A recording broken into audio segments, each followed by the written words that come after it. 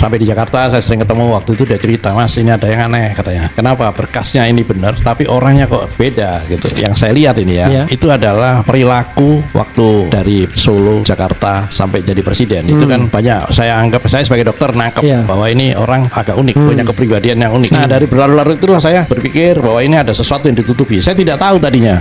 Ternyata yang ditutupi adalah identitas ini, identitas palsu ini.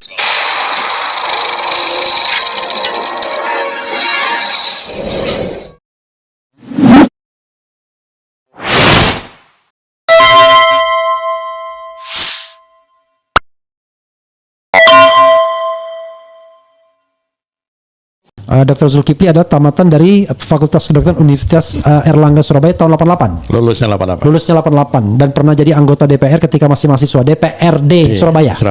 Dan sempat menjadi ketua KNPI di Surabaya. Jadi bukan orang yang sembarangan. Jadi dokter yang aktivis seperti Dr. Tifa ya. Oke. Ini juga saya akan sampaikan ke Dr. Tifa apa yang kita diskusikan sekarang ini, dan nanti kalau Dr. Tifa mau bergabung, mudah-mudahan dia telepon sendiri saja. Oke ya. Nanti disediakan di sini ya untuk live Dr. Tifa juga. Oke, saya sudah silakan call kalau mau bergabung setelah mendengar percakapan kami. Oke. Enak kan Prof? Ya, Dok ya, sambil santai ya, sambil menyelam minum es gitu. Oke. Judulnya ini dimuat di Independent Media Melek Hukum, independentmedia.id. Di mana Joko Widodo yang asli, tanda tanya. Dalam kasus ini ya, ini udah halaman keduanya. Oke, halaman sebelumnya adalah oleh Zulkifli S. Ekomei. Ini Ekomei nama karena saya lahir 1 Mei. Jadi Eko itu 1 Mei ya. Saya kira e-commerce ini bukan ya. Aktivis kebangsaan dan pendiri RP1, RP1, Rakyat Pinggiran Indonesia, RP1 itu ya. RPI ya. Ketika beredar sebuah artikel berjudul Hilang Misterius, Bitor, aktivis bernama Widodo diduga memasukkan ijazah Jokowi di Pasar Pramuka Salemba yang turut menyebut 2 nama aktivis lain, Indah dan Denny Iskandar, maka penting untuk melakukan klarifikasi atas kebenaran informasi tersebut. Berdasarkan konfirmasi pihak terkait, diketahui bahwa nama Indah yang dimaksud sebenarnya adalah Indra Kramadipa, sedangkan Denny Iskandar seharusnya tertulis Denny Iskandar dengan 2 huruf N. Lebih lanjut, ketiganya Widodo, Indra Kramadipa, dan Denny Iskandar dikonfirmasi tidak hilang dan masih dapat ditemui. Salah satu di antara mereka menjelaskan bahwa seluruh proses administratif dalam pendaftaran calon gubernur DKI Jakarta telah dilakukan secara benar dan semua dokumen yang diajukan adalah asli. Oke. Namun yang menjadi sorotan adalah sosok yang mengatasnamakan diri sebagai Joko Widodo. Muncul pertanyaan, apakah benar orang tersebut adalah Joko Widodo yang asli? Karena terdapat perbedaan yang mencolok antara data pribadi dalam dokumen resmi dan sosok yang tampil di hadapan publik. Ada perbedaan. Jika benar sosok tersebut bukan Joko Widodo yang asli, maka muncul pertanyaan yang lebih besar, di mana Joko Widodo yang sesungguhnya? Dalam dunia intelijen, pemalsuan identitas atau penyamaran bukanlah hal yang asing. Dulu dikenal metode klasik seperti penggunaan topeng atau operasi plastik. Kini di era modern, kemungkinan seperti cloning bukan lagi fiksi ilmiah. Namun mengapa kemungkinan ini tidak pernah dibahas secara terbuka? Akan geger soalnya. Inilah kelemahan dunia telik sandi kita. Saya bilang telik ini bukan telek, bukan telek ya. Terutama ketika memasuki era perang asimetris saat operasi intelijen memiliki pengaruh lebih besar ketimbang perang bersenjata. Ya, sering sekali Gatot Nurmantio bilang perang asimetris ini ya. Keberhasilan sebuah operasi intelijen sering kali terletak pada keberhasilan membentuk persepsi publik. Dalam kasus ini, persepsi yang sengaja dibangun adalah seputar keaslian ijazah Joko Widodo mengalihkan perhatian dari kemungkinan yang lebih serius bahwa sosok yang mengaku sebagai Joko Widodo sebenarnya bukanlah orang yang dimaksud.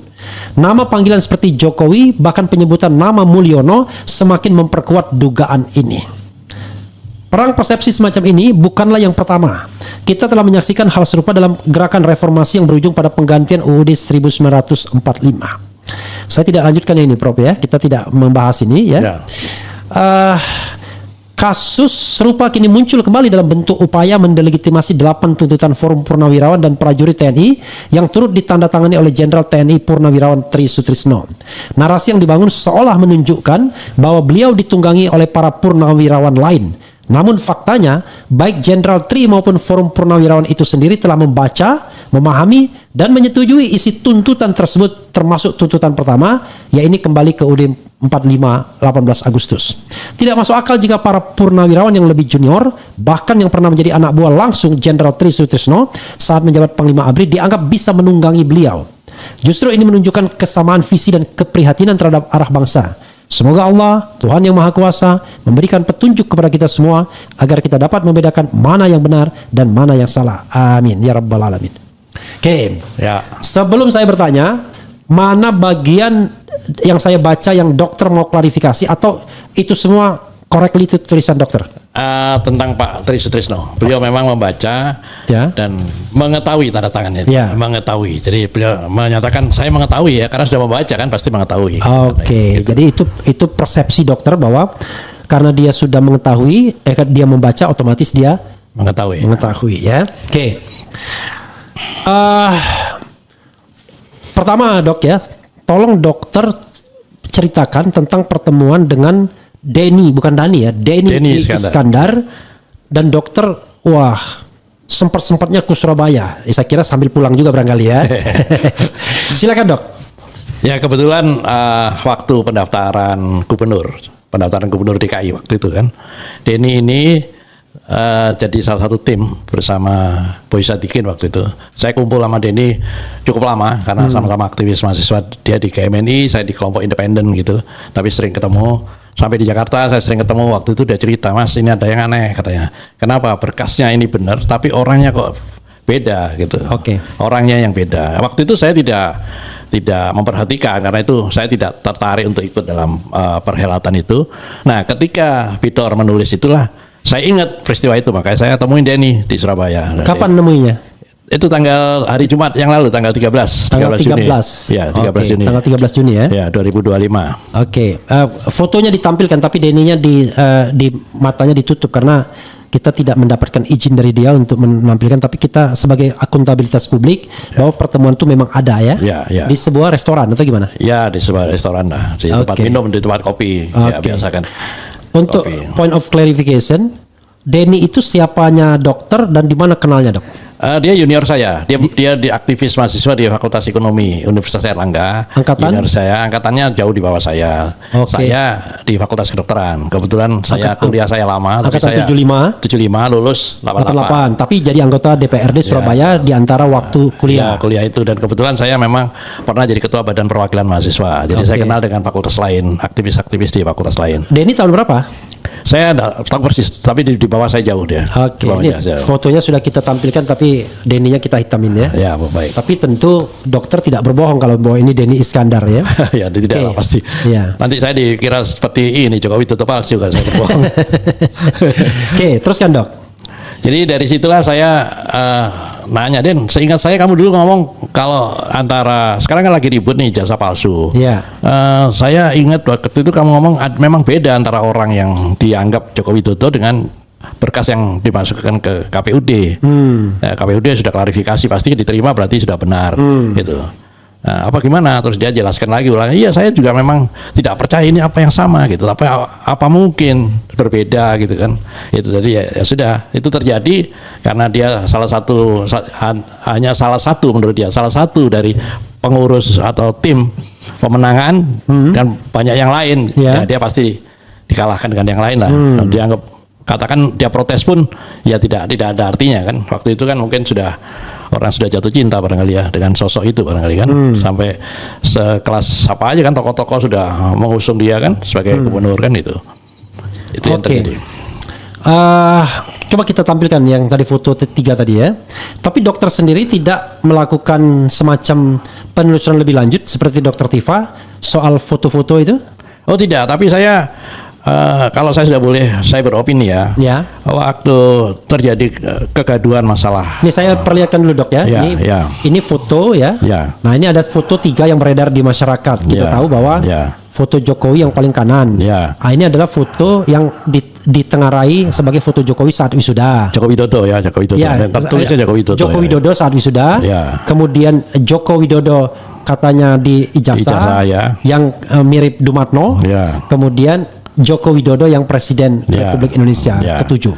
Nah, ya ini kan kita bisa lihat secara awam aja kita bisa lihat foto 3 foto ini tidak sama. Oke. Ya, tidak sama. Terutama yang pertama tadi ya, yang ganteng, yang hidungnya lancip itu kan beda ya. Oke. Apalagi fakta yang ingin dokter sampaikan sebelum dokter beropini? Ada lagi? Ya saya kira yang paling menyolok dari yang saya lihat ini itu adalah perilaku waktu dari Solo, Jakarta sampai jadi presiden. Itu kan banyak, saya anggap, saya sebagai dokter nangkep bahwa ini orang agak unik, punya kepribadian yang unik gitu ya, suka berbohong dan lain-lain. Itu sudah, saya tidak bisa keluar dari opini saya karena saya instingtif sebagai dokter, saya melihat kok bisa ya orang seperti ini jadi presiden gitu. Oke. Ini udah sampai opini ya, silakan dok. Ya saya kira banyak hal keanehan yang saya tangkap ya, khususnya masalah ijazah ini. Kenapa ijazah ini jadi begitu berlarut-larut, dan fakta yang dilempar ke publik itu tidak langsung gitu, ada saja gitu, sehingga ini berlarut-larut. Padahal kalau memang tidak ada sesuatu yang diselubungi atau disembunyikan, itu gampang sekali. Tunjukkan aja yang asli ini loh, Joko Widodo, ijazah saya, selesai kan soalan. Nah dari berlarut-larut itulah saya berpikir bahwa ini ada sesuatu yang ditutupi. Saya tidak tahu tadinya, ternyata yang ditutupi adalah identitas ini, identitas palsu ini. Terus saya konsultasi dengan beberapa tokoh yang ada di diduga dunia intelijen, yang ditutupi diduga identitas menutupi palsu. ini yang diduga nutupi pemalsuan identitas ini. Dan kita sering lihat kan kalau misalnya ada agen rahasia mau masuk ke negara lain, dibuatkanlah identitasnya, ya kan, paspor dibuatkan gitu kan. Ini saya kira itu sama, situasi itu sama terjadi gitu. Jadi administrasi dilihat dulu yang kira-kira cocok dipakai. Oke.